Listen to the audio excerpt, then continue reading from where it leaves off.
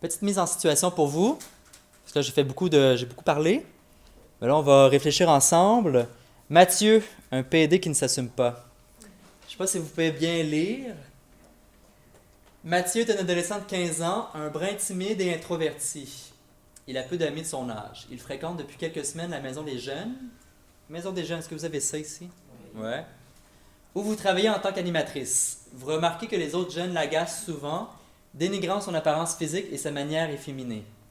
Lors de votre rencontre d'équipe hebdomadaire, vous discutez de la situation avec vos collègues. L'un d'eux affirme que si Mathieu a fait le choix d'être gay, il devrait s'assumer et avouer son homosexualité à tout le monde. Vous êtes l'animatrice ou l'animateur à l'équipe. Vous entendez ça. Qu'est-ce qu'on fait? On demande à la coordinatrice de virer la personne. Ouais. Ça peut être une stratégie. Mais vous êtes en équipe, là. Vous êtes autour de la table. Vous entendez ça. Comment on réagit? C'est personnel. Ouais, ça c'est une chose. Mais vous décidez d'agir. Je vous oriente un peu, là. Ou peut-être pas agir sur le moment, peut-être plus tard aussi.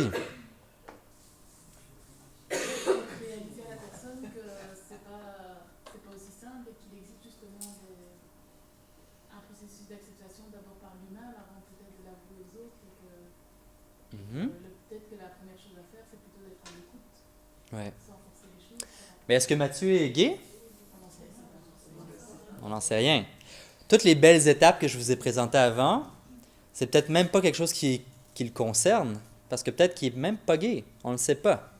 On présume, parce que son physique, peut-être son style vestimentaire ou ses façons de s'exprimer, tout ça, qu'on associe à l'homosexualité. Mais est-ce qu'il l'a dévoilé? Pour l'instant, on ne le sait pas. Peut-être que oui. Peut-être que notre collègue a eu une confidence du jeune, mais on n'est peut-être pas au courant. Moi, je pense qu'il faut aussi réagir par rapport aux autres jeunes. Essayer, en tout cas, au tout départ, c'est de dire voilà l'apparence physique, enfin, de travail de tolérance avec les jeunes et d'acceptation Ouais. des différences des autres. Intéressant. Sur la discrimination en tant que telle. Ouais. Et discuter avec Mathieu, c'est aussi intéressant pour sentir comment il se sent au sein du groupe et qu'est-ce qu'il aimerait peut-être qu'on fasse pour l'aider à s'en Ouais. et par la suite alors peut-être Il y a trois plans d'intervention, hein. Les jeunes, de la maison de jeunes, Mathieu et les collègues, l'équipe de travail. Il y a trois types de trucs qu'on pourrait faire en fait. Mentionner la violence puis l'intimidation qui est vécue dans la maison des jeunes en mentionnant qu'il y a un code de vie ou que ce type de comportement-là n'a pas sa place dans la maison des jeunes. Faire de la sensibilisation. Inviter des associations LGBT à venir faire un petit atelier, ça peut être chouette. Ça peut être une belle façon d'aborder les réalités gays et lesbiennes, bisexuelles. Mais avec Mathieu, je reprends votre commentaire. Donc, je fais Mathieu, par exemple. Puis là, vous me rencontrez. Vous me demandez quoi? mais comme il est là depuis peu, tiens, comment, depuis que tu es arrivé, comment trouves-tu un petit peu l'ambiance de la maison des jeunes? Ah, ben c'est chouette. Sans, Ben, il vous répond, là, je réponds en vrai, ben, ah, c'est chouette. C'est chouette. Et qu'est-ce qui te déplaît? Parce que j'ai l'impression parfois qu'avec les autres, c'est pas toujours facile. Bon, de voir un petit peu si lui le vit aussi de la même manière. Non, mais je vais. Non, c'est. Non. Et mais voilà, voilà, on a entendu des choses, on a vu des choses. alors à ce moment-là, peut-être lui dire, mais tu sais, moi, sincèrement, je trouve quand même qu'il y a des choses que je ne sens pas très bien. Est-ce que tu peux peut-être m'éclairer par rapport à quelques moqueries que j'ai entendues, Je sais pas de ce que par vous voulez dire. rapport à ta manière de t'habiller, etc. Est-ce que toi, tu vas ressentir comme ça? Qu'est-ce qu'elle a, ma manière de m'habiller? Ah, vous aussi, vous pensez que je suis gay, c'est ça? Non, pas du tout. Non, pas du tout. Mais, et donc voir si lui est preneur, parce que si on fait une animation de groupe, etc., il ne faut pas non plus qu'il se sente isolé. Et donc, Mhm. il faut qu'il soit aussi, je trouve, Ouais. Il faut aussi faire Yeah. un travail de confiance avec Voilà. s'il est nouveau, voilà, qu'il voit que les animateurs réagissent aux mauvaises remarques, voir qu'il peut petit à petit avoir confiance aux animateurs et Ouais. Ça va pas se produire il en va rien un dire épisode, comme ça, hein. Il va Ouais. qu'il y a un climat de confiance. Faites-moi, on peut dire ok, ça, mais si tu te sens bien, mais d'accord, et puis alors on essaye peut-être. Il faut avoir un moment d'observation, etc. avant tout. Ouais. Deux petites choses. Oui, Le non, pas du tout, moi je pense que je ne le dirais pas. le. Quand le jeune homme lui poserait la question, parce que je suis bien comme ça, vous aussi vous pensez que je suis PD. Et l'intervenant qui répond, oh non, pas du tout. Moi je ne le dirais pas ça. Parce que non, pas du tout, ça veut dire, dans sa tête, il peut se dire, ah, toi aussi, ça te dérangerait au cas où, et pourquoi non, pas du tout. Je ne sais pas ce que je répondrais, hein. Ouais. Je n'ai pas de formule magique. Pour avoir une Mais ambiguïté. non, pas du tout, ça peut encore le renforcer dans sa tête, l'idée de se taire. La mode peut être une entrée aussi, hein, par rapport au groupe, s'il y a des filles. Dans certains cas. Il y a deux choses que je veux retenir. D'une part, quand on fait une animation de groupe, donc sur le volet jeune, milieu dans la maison des jeunes, ne pas attirer l'attention sur Mathieu. Surtout pas. On ne veut pas créer encore plus de malaise chez lui. J'ai déjà vu, et ça c'était déplorable, j'ai déjà accompagné un milieu comme ça, c'est une session vécue. Hein. Tout ce que je vais vous présenter, là, c'est tout du vécu. La fille disait, oui, mais moi, je veux qu'il s'assume, qu'il le dise à tout le monde, puis en fait, je vais faire un atelier, puis ça va être sa déclaration aux jeunes dans la mur. Et je dis, quoi? Elle dit, oui, parce qu'elle venait d'avoir une formation sur les différentes étapes, puis elle disait, je sais c'est une bonne chose de s'assumer puis le dire. Je dis, mais attention, le dire, il peut avoir des conséquences à ça. Est-ce que tu sais si sa famille va l'accepter? S'il est gay, mais on ne le sait pas encore. Si la famille le rejette, mais elle dit, ben non, tous les parents acceptent leurs enfants un jour ou l'autre. Ce qui est faux. Il y a des gens, puis moi j'avais ça comme erreur en disant, j'ai déjà eu un parent en disant, ben oui, vous l'aimez votre enfant. Non, je ne l'aime plus. Donc, si on force quelqu'un à faire un coming out, il peut avoir des conséquences. Et comme intervenant, on a une part de responsabilité. On ne fait pas n'importe quoi. C'est pas comme un infirmière ou un médecin que sur le plan médical, il y a des... Mais même sur le plan psychosocial, psychologique, il y a on a une responsabilité, une éthique qu'il faut respecter. Et ça en est un, principalement. Donc, pas forcer les choses par rapport à ça et non pas lui attirer tout le regard des jeunes sur lui. Pas lui demander comment il se sent par rapport à ça. Ça, on va le faire individuellement avec Mathieu. Puis les jeunes, d'un autre côté. Avec Mathieu, ce qui peut être un bon truc, ce que je vous suggère pour créer un lien de confiance dans ce cas-là, c'est d'une part pas aborder l'orientation sexuelle dès le départ, parce qu'il va être sur la défensive. Et un jeune de 15 ans qui est timide et introverti, qui veut faire partie d'un groupe, ne va pas aller dénoncer ses agresseurs. En tout cas, il ne va pas tout de suite tout vous déballer comme violence. Parce que sinon, il va être perçu comme la personne qui a dévoilé, qui a un panier percé, ou nous, au Québec, on dit stooler. Un stooler, c'est une personne qui va dire les choses, qui va rapporter aux adultes, en fait. Mais il va peut-être pas avoir, il veut pas avoir ce rôle-là dans la maison des jeunes, donc il va se taire. Ce que vous pouvez lui dire, c'est en disant, écoute Mathieu, ben pas de cette façon-là, mais en disant plutôt, hey, c'est chouette que tu sois là dans notre milieu, t'as une belle présence, je suis vraiment content que tu sois parmi nous.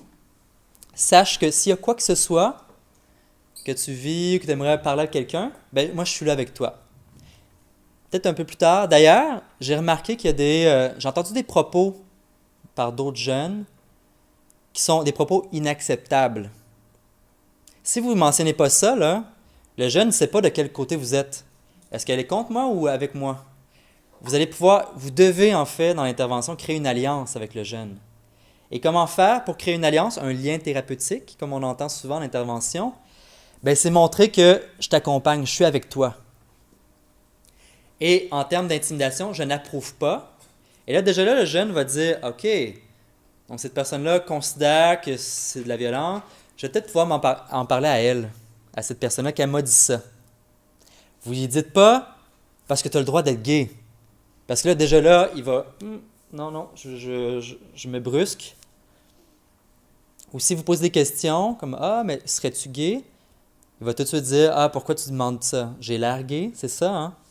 Il va peut-être se mettre sur la défensive en disant plutôt, quand vous parlez des autres et que vous êtes un allié avec lui, bien Mathieu, j'ai entendu ça, je les ai entendus. Comme ça, c'est pas à lui à rapporter, c'est pas à lui à dénoncer. vous l'accompagnez là-dedans. Puis par la suite, peut-être, quand vous allez avoir un lien de confiance, il va pouvoir vous parler des situations qu'il a vécues. Mais au départ, ça m'étonnerait beaucoup qu'il vous en parle de lui-même. Donc, un bon point, c'est de dire, j'ai entendu ça, c'est inacceptable. Pour moi, je vais entreprendre quelque chose parce que dans notre milieu, je veux que tout le monde soit bien et je veux que tu sois bien parce que je trouve que tu as ta place parmi nous. Donc là, il va se sentir inclus, acteur de son propre épanouissement, mais vous allez l'accompagner là-dedans. Il ne sera pas seul et pas isolé, en fait.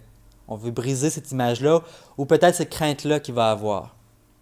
Et vous pouvez conclure en disant, bien, écoute, si un jour tu veux parler de ce que tu vis, ça peut être très large, mais je pense que comme première étape, comme première approche, peut être un bon point de départ pour ouvrir une porte. Pour dire, si tu veux un jour en parler, sache que moi je suis là pour toi. Ça va me faire plaisir de te rencontrer, on va pouvoir en parler. Et, vous ne terminez pas cela. Ce qu'il faut rajouter, c'est dire, et ce que tu vas me dire, ça va être entre nous, ça va être confidentiel. La grande crainte qu'un jeune qui se questionne, ou qui vit de la violence, qui vit différents types de violence en fait, c'est toute la notion d'anonymat et de confidentialité. Donc si vous l'assurez en disant, je vais être discret et je ne vais pas en parler aux autres jeunes, ça va être entre toi et moi. Déjà là, le jeune va savoir, OK, je vais pouvoir me révéler un jour si je le sens le besoin, bien, cette personne-là est mon allié et est prête à m'écouter. Donc, c'est des petites pistes d'intervention qui peuvent être intéressantes. Oui? Ce que je voulais dire aussi, ce qui est important, c'est avant tout, c'est que pour que Mathieu continue à aller à la maison des jeunes, parce que quand quelqu'un est comme ça bafouille constamment, une maison de jeunes, ben voilà, le gars il ne viendra plus. Ouais. Et c'est vrai que je crois qu'il faut automatiquement, en tout cas, intervenir à chaque fois qu'on entend des propos en disant ça, c'est pas acceptable, ça, c'est pas acceptable. Sinon, la personne discriminée, que ce soit pour n'importe quoi, ben, elle ne restera pas à la maison des jeunes.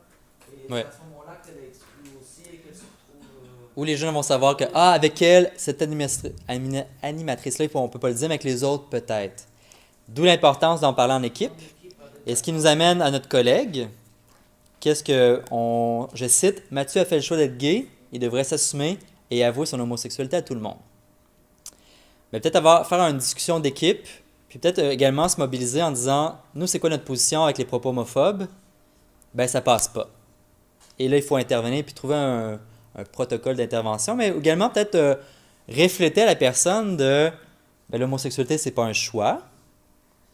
Et je vous invite également, comme personne, à peut-être tenter de ne pas dire le mot avouer son homosexualité. On avoue un crime ou un péché. On n'avoue pas c'est pas mal. On va le dévoiler, on va annoncer, on va en parler, on va le dire, mais on n'avoue pas son homosexualité. C'est un terme qui est employé souvent dans les médias, partout en fait. Mais je vous invite peut-être, parce qu'il y a une connotation, le mot a une connotation importante. Et rappelez également que c'est pas parce qu'on en parle à tout le monde que ça va améliorer les choses comme ça, magiquement. Quand la personne n'est pas prête, quand elle n'est peut-être pas rendue à l'étape d'en parler, ça, je vous ai présenté les étapes avant, pour pas dire que, c'est comme, ça règle tout le coming out. Non, au contraire, ça peut même, particulièrement quand on est dépendant d'une famille ou des parents, ça nous met en danger. Il y a même moi des jeunes, j'ai suggéré à des jeunes de ne pas faire leur coming out avec leur famille. Parce qu'on a évalué ensemble, le jeune et moi, puis on en discutait, il y a des risques. Et là, il dit, OK, mais si tes parents le prennent mal, il dit, oui, c'est sûr qu'ils vont me couper la tête. OK, est-ce que tu as une tante, un oncle qui peut t'accueillir, tes grands-parents, des amis? Il faut penser à un plan B ou C avant de... Parce que le coming out ne règle pas tout. Il ne faut pas avoir cette idée-là en tête, particulièrement chez les jeunes. Il n'y a pas un parent plus que l'autre qui va réagir plus fortement. C'est pas vrai que c'est les pères qui réagissent les plus fortement. Du moins, c'est pas ce que la recherche sur le sujet a démontré. C'est ni non plus le sexe de l'enfant par rapport aux parents. Moi, c'était mon hypothèse de base. Je me disais, une jeune fille lesbienne va avoir plus de difficultés avec sa mère par rapport à... Ça, encore une fois, on ne peut pas nécessairement toujours faire de corrélation aussi forte. Mais ce qu'on retient, c'est que les réactions vont être diversifiées et une mère dans une famille peut avoir la même réaction qu'un autre père dans une autre famille, en fait. C'est pas genré comme ça, en fait. Selon les recherches que j'ai consultées, Et ça, cette partie-là que je vous présente, c'est sur un projet de recherche que j'ai travaillé l'année passée concernant vraiment plus spécifiquement la réaction parentale. Par contre, ce qu'on remarque, c'est qu'il va y avoir souvent une remise en question de leurs compétences parentales envers eux-mêmes. Ils vont se poser 3 questions principales. Qu'est-ce que j'ai fait pour que mon enfant soit comme ça? Est-ce que c'est parce que je l'ai laissé, mon enfant, je l'ai laissé jouer avec une dinette? Est-ce que c'est ça? Ou parce que je l'ai laissé dormir avec moi quand il était petit, puis là, il y a plein d'idées qui peuvent passer par la tête d'un parent. Également la question, qu'est-ce que je n'ai pas fait? Peut-être parce que j'aurais dû le faire ou qu'est-ce que j'aurais dû faire, en fait? Donc, c'est 3 grandes questions qui reviennent souvent dans l'expérience parentale suite à l'annonce de l'homosexualité ou de la bisexualité d'un enfant.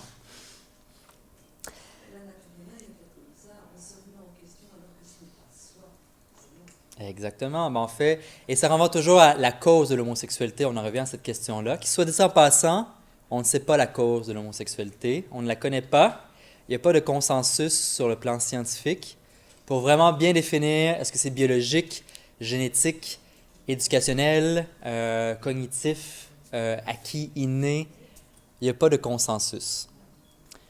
Ce qui s'instaure un peu comme idée, c'est que ce soit un peu de tout ça, en fait, ce qui n'aide pas vraiment à définir. Mais en bout de ligne, la question, c'est pourquoi, en fait, savoir, parce que l'homosexualité, ce n'est pas une tare, ce n'est pas un problème en soi, mais c'est l'idée qu'on peut en faire. C'est que les parents, quand Manon en arrière disait, l'idée que les parents peuvent faire de ce que ça va être la vie de mon enfant, bien, des fois, ça ne correspond pas à ce que ça va être, en fait.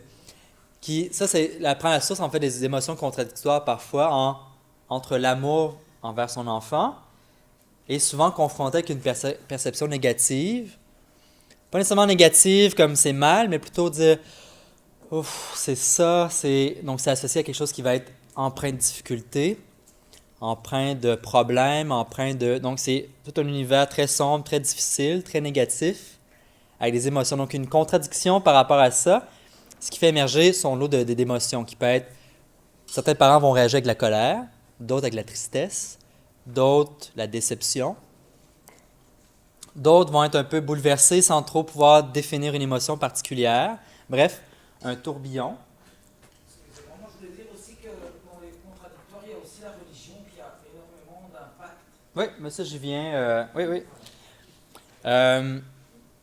Souvent également, ce que la recherche démontre, c'est qu'il va y avoir les craintes associées au futur de l'enfant en disant « Mais cet enfant-là, pour le travail, pour le boulot, pour créer un couple, toute la famille, tout ça, ça va être ça va être difficile pour cet enfant-là. Donc, pourquoi avoir choisi cette voie-là? » Donc, la notion de choix, encore une fois, on y revient.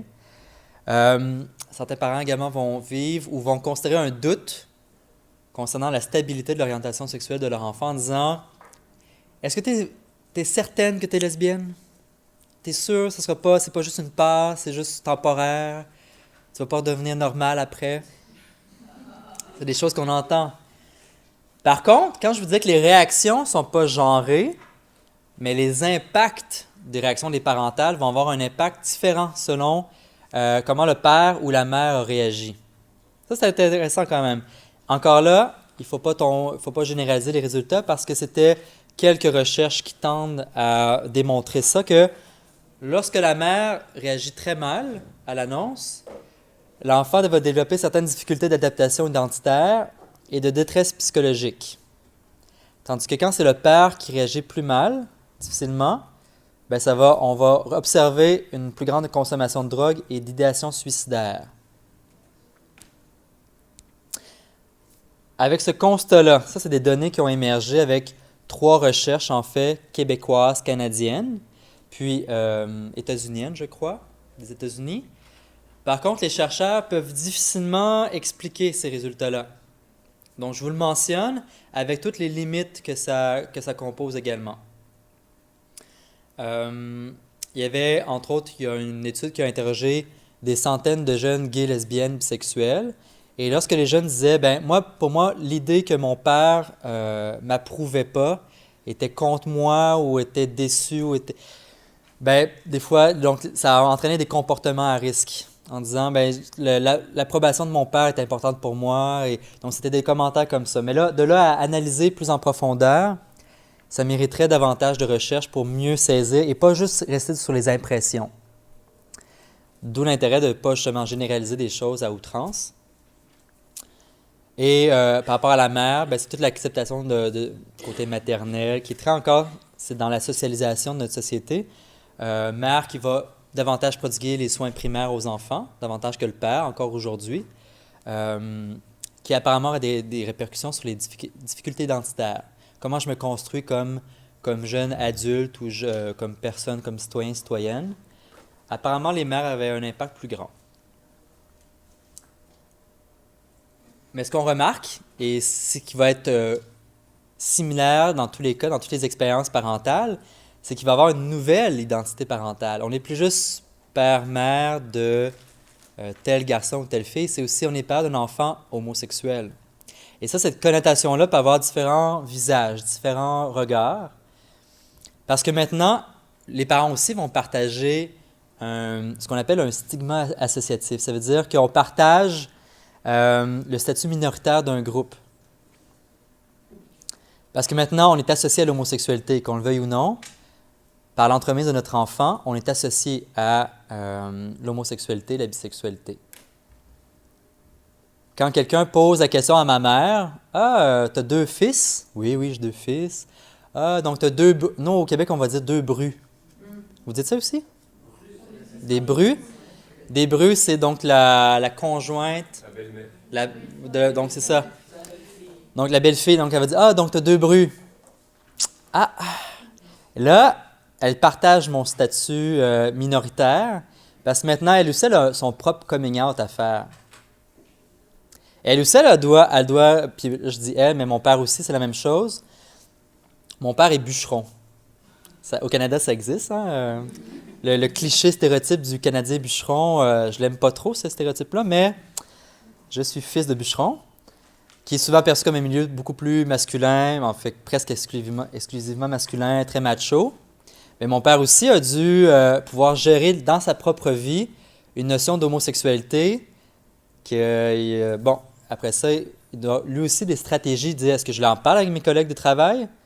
Quand il prend la pause entre deux arbres, est-ce que... puis là, on discute de nos familles, de tout ça, ma réalité, c'est la sienne aussi d'une certaine façon. Et maintenant, toute la notion de coming out, qu'on parlait tantôt des jeunes gays, lesbiennes, bisexuels, il y a également une certaine forme de coming out pour les parents.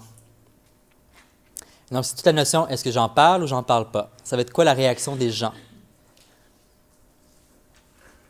Ça a été documenté dans certaines recherches et dans mon boulot également, on a un service pour les parents d'enfants gays, lesbiennes ou bisexuels. Et il y a une des mères qui me disait, lorsque je l'ai dit à mes meilleurs amis, donc son groupe de meilleurs amis de femmes, il y en a plusieurs qui critiquaient la femme en disant, tu vois, tu n'aurais pas dû le laisser jouer avec des poupées. Regarde ce que ça a fait comme résultat, ton fils est gay.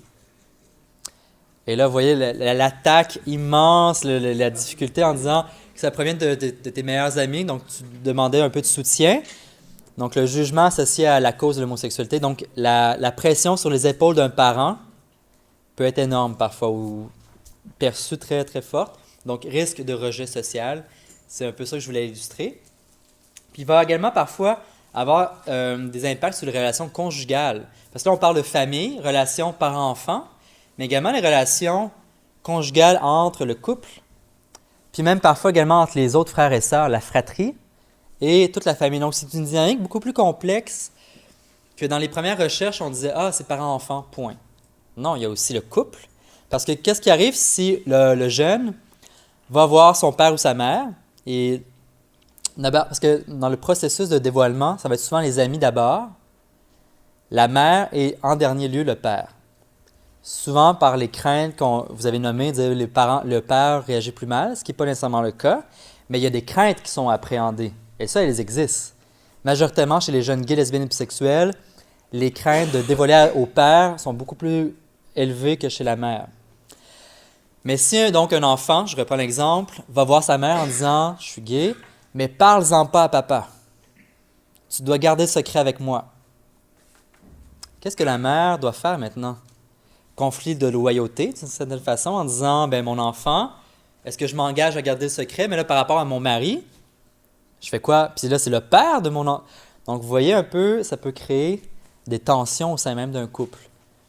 Et là, quand le dévoilement va se faire, ben le père, comment il va se sentir? Pourquoi tu ne me l'as pas dit? Tu le savais depuis combien de temps? Donc, vous voyez, en termes de relations conjugales, il peut y avoir également des répercussions importantes. Je vous présente un modèle, mais là, je pense que c'est peut-être un peu trop petit. Est-ce que vous voyez bien? Mais enfin. Il y a des chercheurs, puis je trouvais ça intéressant comme modèle. Pour pas, ça déconstruit un peu l'idée que c'est relation parent-enfant. Non, c'est beaucoup plus complexe. En fait, il y a les pères, mères, fratries. La fratrie, c'est les frères et sœurs du jeune gay, lesbienne, bisexuel. Puis même, il y a quand même des bémols en ce modèle-là. Moi, je pourrais même rajouter dans les familles recomposées les belles-mères, les beaux-pères. Bref, on peut même complexifier les relations familiales encore. Et il y a des variables individuelles. La culture, la religion, l'appartenance religieuse, les croyances, l'ethnie. Bref, différentes réalités individuelles qui vont également qui vont venir influencer des fois les réactions et le processus d'acceptation et la dynamique familiale. Je vais vous l'expliquer en détail, plus pratico-pratique après. Puis les variables relationnelles. Bien là, variables relationnelles, ce n'est pas toutes les familles qui gèrent les problèmes de la même façon. Ça, je pense que je ne vous apprends rien. Il y a certaines familles qui vont avoir une grande cohésion ou une grande facilité d'adaptation. Ah, on vit ça, bon, ben on va communiquer. Et ça passe énormément par la communication au sein même de la famille. La cohésion, on peut le voir d'une façon très positive. C'est-à-dire, on va être entre nous, on va être solidaires, puis on va t'accompagner dans ta différence non hétérosexuelle, on va être là pour toi. Mais une cohésion également, ça peut dire notre belle famille qui était très forte, très unie, ben toi, tu viens un peu bousiller tout ça. Donc, une espèce d'approbe, une dénonciation, une critique envers le jeune, en disant notre cohésion maintenant est plus aussi bonne. Donc, il va y avoir une instabilité. Et c'est là que ça va entraîner les interactions familiales qui vont jouer avec ça. Mais l'interaction familiale, pour le bien-être familial et l'acceptation familiale, donc les deux derniers volets, vont jouer par, et là c'est ce qui est intéressant pour vous comme intervenant, intervenante, pas seulement garder en tête que c'est le jeune, gay, lesbienne ou bisexuel et ses parents, mais également les frères et sœurs qui peuvent jouer également dans la dynamique. Et souvent, selon les recherches, c'est les frères et sœurs qui vont venir aider le processus d'acceptation des parents, en dédramatisant la situation parfois. Pas toujours, hein, non plus, ce que je dis, c'est pas dans tous les cas non plus. Il y a certains frères et sœurs qui réagissent très mal. Mais parfois en disant, ben papa, maman, calmez-vous. Oui, notre frère, notre sœur est homosexuel. Et puis après.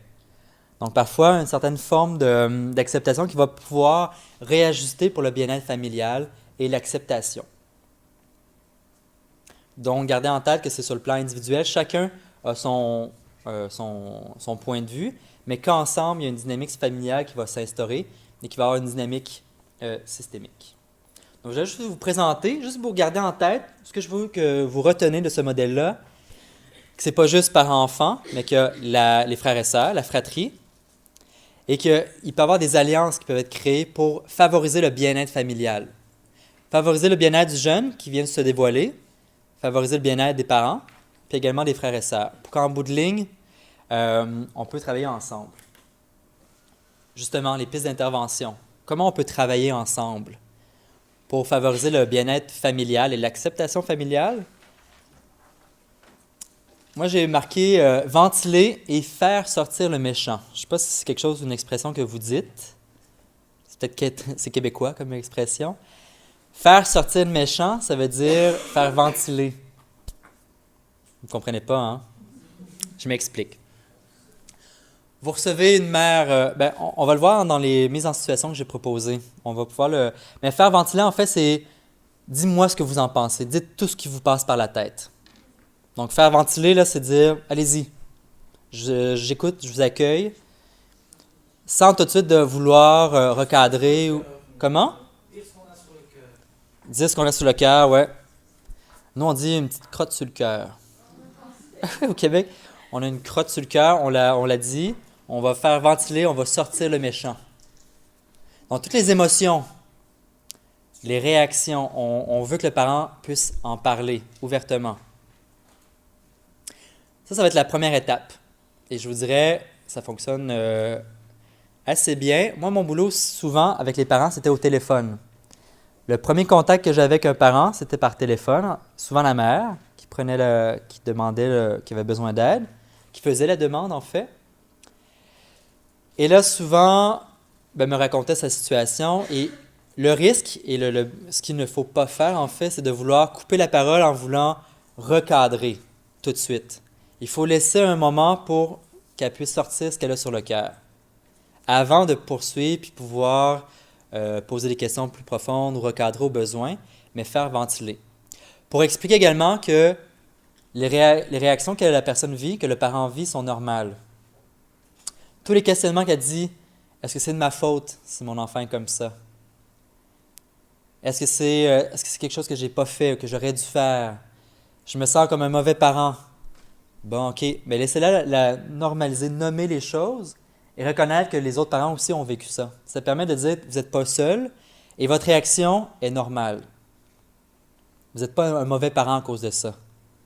Parce qu'il y a encore plus même un sentiment de culpabilité qui peut dire je serais censé d'accepter mon enfant comme il est, mais je ne suis pas capable. Je voudrais aider mon enfant, je voudrais l'accepter comme elle est, mais j'y parviens pas.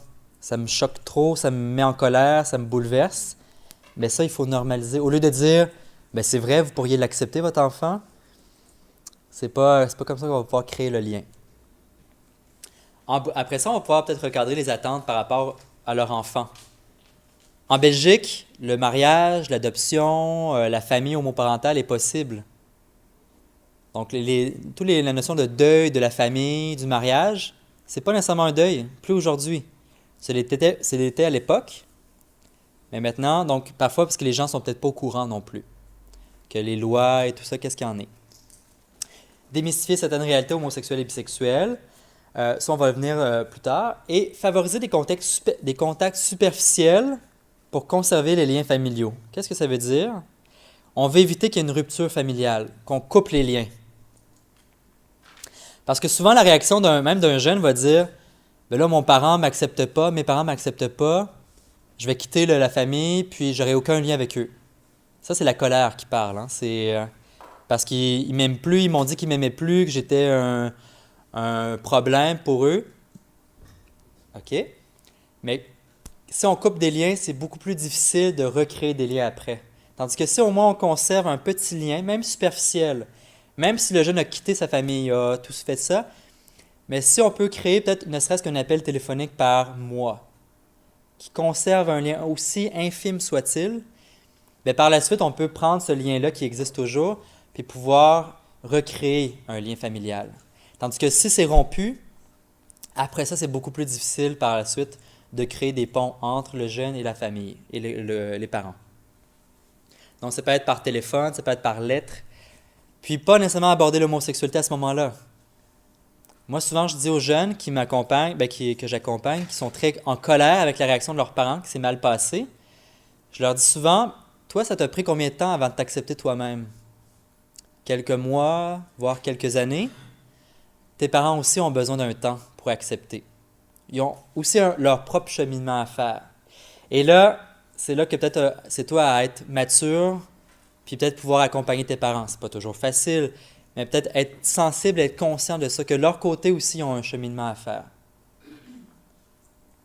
Ça permet peut-être un peu aussi de dédramatiser la situation.